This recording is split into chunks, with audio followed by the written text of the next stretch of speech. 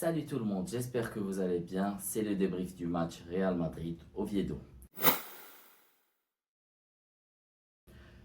Le Real Madrid a réussi son coup ce soir avec 3-0 à la fin du match contre Oviedo. En fait, tout le monde s'attendait à une victoire du Real Madrid, mais comment cela allait se passer, personne ne le savait, sauf bien sûr Xabi Alonso. Xabi Alonso qui nous a d'ailleurs réservé trois grosses surprises. Trent Alexander-Arnold n'était pas présent d'entrée. Vinicius n'était pas présent d'entrée et Brahim Diaz n'était pas présent d'entrée. Aussi, il y avait le défenseur. Comment il s'appelle déjà lui? C'était Eder Militao qui n'était pas présent, remplacé par Rudiger. Les rentrants étaient bien sûr Carvajal, Mastantuono et surtout Rodrigo à la place de Vinicius. Rodrigo qui a d'ailleurs joué à gauche en lieu et place de Vinicius. En fait, le match a très bien commencé pour le Real sur un but de Kylian Mbappé. Il y avait un peu litige sur le but de Kylian Mbappé, sur la récupération d'ailleurs de Aurélien Tchouameni qui a fait un assez gros tacle sur le défenseur d'Oviedo qui a réussi à récupérer la balle assez haut. Il la donne pour Arda Güler qui la met pour Mbappé. Franchement, Mbappé, un magnifique but d'avant-centre. Il se retourne en pivot et il la frappe. Magnifique but d'Mbappé. En fait, on retrouve toujours le même schéma, c'est-à-dire un Arda Güler passeur et un Mbappé buteur. En général, ça se passe comme ça au Real Madrid. En fait, nous avons Arda Güler qui a pris du poil de la bête, qui a pris beaucoup d'importance dans cette équipe. Aurélien Tchouameni qui était magnifique aujourd'hui, d'ailleurs, je tiens à le souligner. Et bien sûr, comme à son habitude, Kylian Mbappé était toujours présent, était toujours là et qui a marqué 2 buts.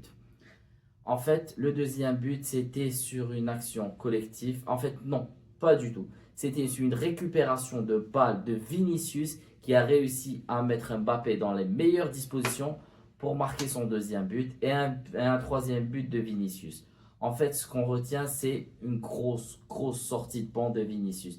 Vinicius qui a réussi à rentrer et à changer tout le cours du jeu. Vinicius passeur, Vinicius buteur. En fait, on a vu de quoi Vinicius était capable. Je tiens à souligner aussi que Vinicius Junior n'a pas marqué à l'extérieur depuis plus de 10 mois. Aujourd'hui, la presse madrilène en a fait les choux gras. C'était dans toute la presse. Vinicius n'a pas marqué à l'extérieur depuis plus de 10 mois. Et là, il réussit à le faire, il réussit à inverser la tendance. Je pense franchement que le fait de le mettre sur le banc a énormément pesé sur les choix de Vinicius, sur son impact dans le jeu, sur ses récupérations défensives qui ont été assez bonnes, je dois le dire. Il a récupéré la balle très haut pour la mettre à Mbappé qui a réussi à marquer. Et il a réussi un très beau but sur une récupération de balle très haute de la part du Real Madrid. Je crois que c'était Brahim Diaz qui avait récupéré la balle. Le Real Madrid l'a échappé belle sur une grosse action d'Oviedo. On passe du presque 1-1 à 2-0. C'était ça. C'est aussi simple que ça le foot. Le gars, il met une frappe, poteau sortant. C'est bon. Elle sort, 6 mètres. Le jeu reprend. Boum. Mbappé qui met son deuxième but. Et boum, après, à la 93e minute, je crois que c'était le troisième but, signé Vinicius Junior. En fait, ce que je voudrais souligner, c'est la très bonne performance de Kylian Mbappé. Ça, on peut que en être fier et en l'accorder. Franchement, on ne peut rien dire sur cette performance. Le gars, il marque 2 buts. Il est à chaque fois décisif. À chaque fois que c'est son deuxième match de la saison, troisième but, rien à dire. Mais aussi et surtout, la bonne entrée de jeu de Vinicius. Vinicius qui a réussi une très belle entrée de jeu, une très belle entrée qui a apporté énormément de vitesse sur le côté gauche, ce qui n'apportait pas réellement durant la Coupe du Monde des clubs et son premier match. On n'a pas vu un Vinicius très impactant, on n'a pas vu un Vinicius très dominateur, sauf que cette fois-ci, je pense que la claque de le mettre sur le banc a été extrêmement bénéfique pour Vini. Vini, on a retrouvé le Vini d'avant, mais bon, il reste toujours sur ses vieux démons car après le but, il a fait Je ne sais pas ce qu'il a voulu dire, mais il a voulu dire quelque chose. Et là, il y a Mbappé qui lui tient la bouche et qui lui dit de se taire. Parce que franchement, on n'a pas besoin de ça. Le Real n'a pas besoin de ça. C'est pas du tout le moment de faire du chichi. Parce que là, il y a le Barça qui vient de faire une grosse remontada hier. Le Barça qui était mené 2-0 et qui réussit à terminer le match sur un 3-2 à la dernière minute du temps réglementaire. Énorme frappe sur le premier but de Pedri. Pedri qui d'ailleurs est connu pour ne pas trop tirer, mais là franchement, il a fait une frappe de malade mental. Le gars c'est un fou. Il prend, il tire et il marque. Il n'y a rien à dire. Énorme. Grosse deuxième mi-temps. Pas très bonne première mi-temps de Lamine Yamal qui a fait quelques dribbles mais qui n'a pas réussi franchement à faire le boulot. Sauf sur une action où Ferran Torres aurait dû la mettre dedans. Normalement, elle est dedans. Je sais pas. Ferran Torres, je sais pas ce qu'il faut au Barça. Mais ce gars-là n'a pas sa place dans cette équipe, tout simplement. Là, il y a Lamine Yamal qui réussit à faire quelques bons coups en première mi-temps. Mais en deuxième, il s'est complètement lâché. Et là, les 21 ont complètement bu la sauce. Ils ont pris la sauce. Ils ont bu la tasse. Ils ont tout fait. Ils ont tout foiré. En fait, la deuxième mi-temps du Barça devrait être montrée dans les écoles de football. Parce que là, franchement, une remontada après l'autre. La remontada contre le Real. La remontada contre l'Atlético. Là, j'ai oublié. On a eu tellement des remontadas avec le Barça cette année. En fait, l'année passée. Mais franchement, on s'est complètement habitué à ce rythme.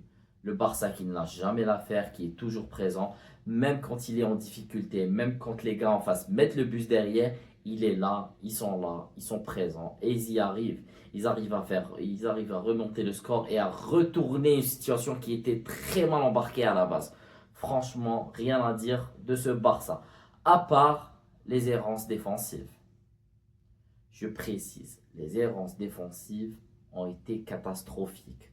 La défense du Barça n'est pas bonne, surtout après le départ de Inigo Martinez, qui n'a d'ailleurs pas été remplacé jusqu'à maintenant. On ne sait pas comment on va faire le Barça pour remplacer Inigo Martinez. Inigo Martinez qui d'ailleurs au début n'était qu'un joueur remplaçant et après avec le temps il a pris du galon, il a réussi à devenir un titulaire indiscutable et même à créer au Barça un gros problème de remplacement lorsqu'il est parti. Parce que là, franchement, Araujo, il n'a pas le niveau. Koubarsi, il peut rien faire seul. Koundé, il joue beaucoup mieux à droite. On a du mal à voir le Barça, ce que va faire le Barça en charnière centrale parce que ça commence à devenir urgent. Excellente attaque, excellent milieu de terrain, mais la défense reste vraiment à désirer. C'est pas la meilleure défense du Barça et ça ne le sera pas tant qu'il n'y aura pas le remplacement de Inigo Martinez qui est parti. Troisième match de ce week-end, c'était le match Arsenal contre Leeds. On a vu un Arsenal de gala, un Arsenal des grands soirs, un Arsenal excellent, un Arsenal qui vient et qui gagne 5-0. Doublé de Gyökeres. Excellentissime match de Timber. Franchement, il n'y avait rien à dire. Arsenal, ils sont là et ils sont prêts et ils veulent être champions.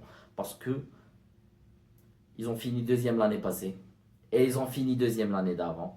Là, ils ont les moyens de leurs ambitions. Ils ont un excellent avant-centre en la personne de Gyökeres. Franchement, un Arsenal qui est à surveiller en première ligue parce que là, ça va être chaud pour les autres. Franchement, je vous le dis là. Ça va être extrêmement chaud pour le Liverpool, pour City, pour Tottenham, pour tous ceux qui veulent jouer la première place de PL. Ça sera extrêmement dur à manier. Le Arsenal d'Arteta cette année, ça va être chaud. En particulier en Ligue des Champions. Le Real, le Barça, tout le monde est prévenu parce que là, Arsenal est de retour et il compte bien le montrer à tout le monde. Gros match aussi. Quatrième gros match, cette fois-ci, c'est City qui a perdu, oui, City qui a perdu contre Tottenham. 2-0, mesdames et messieurs. 2-0.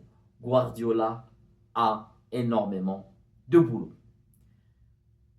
quand on voit les recrutements de City cette année, on voit qu'il y a un truc qui cloche. On voit qu'ils ont un problème sur les ailes d'abord. Les ailes, ça ne va pas. Les ailiers de City, pour moi, ils sont pas à la hauteur. Moi, je vois très mal un Doku ou un Foden, même si qu'il a été élu meilleur joueur de première ligue il y a 2 ans. Mais cette année, je le vois très mal jouer en tant que titulaire à City. Franchement, parce qu'il y a énormément de lacunes dans cette attaque de City. On a bien sûr le géant norvégien qui est là. Mais à part ça, je ne vois personne. Le départ de De Bruyne a été aussi assez problématique à mon sens. Parce que là, City manque énormément de créativité. C'est vrai que l'arrivée de Reinders et de Cherki risque d'être vraiment euh, prolifique pour City. Mais le temps de s'adapter, là, il y a les adversaires qui sont partis là. Sont partis. Le Arsenal, il est parti. On va voir Liverpool ce qu'ils vont faire demain.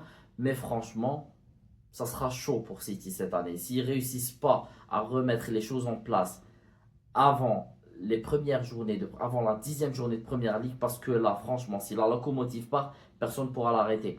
Si Liverpool ou Arsenal, il y a même Chelsea qui est excellent en ce moment. Chelsea est excellent sous Maresca, excellent recrutement. Excellent entraîneur, excellent jeu. Franchement, rien à dire. Il y a Chelsea qui fait un bon début de saison, qui a gagné la Coupe du Monde des clubs, il faut le préciser, contre le PSG. Il y a Chelsea qui risque de démarrer fort, Liverpool qui risque de démarrer fort, et Arsenal qui démarre déjà fort. City a du pain sur la planche, surtout si tu continues à perdre 2-0 contre Tottenham. C'est pas demain la veille que tu vas gagner cette première ligue. Parce que là, je vois pas vraiment comment faire.